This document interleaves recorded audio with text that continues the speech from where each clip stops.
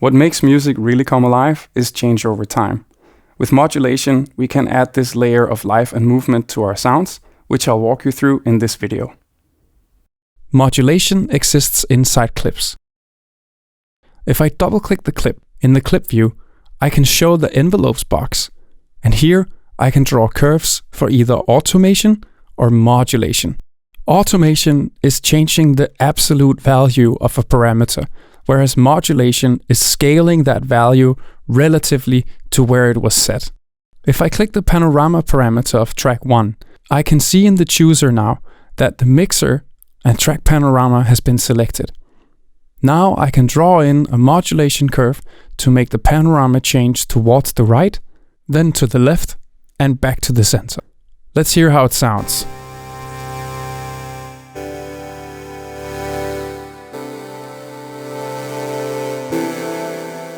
Great, we're hearing the movement in the stereo field. But notice how the value is changing behind the parameter. This is the relative movement.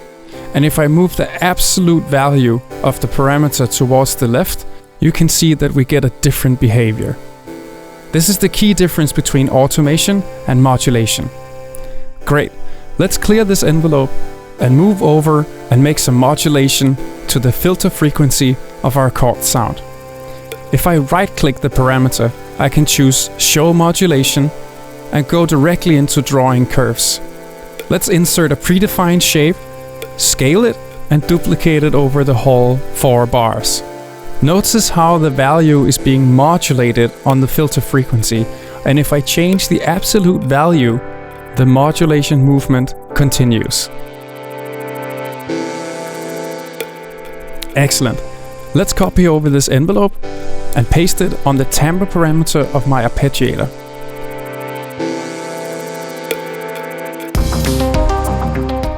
If I right-click the timbre parameter, show modulation, and paste in the curve, I can scale it so it's more fitting for the purpose here.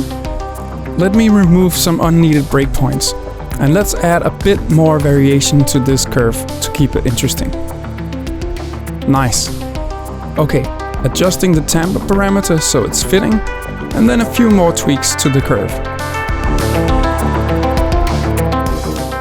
I can keep adding modulation layers to make my sounds change over time.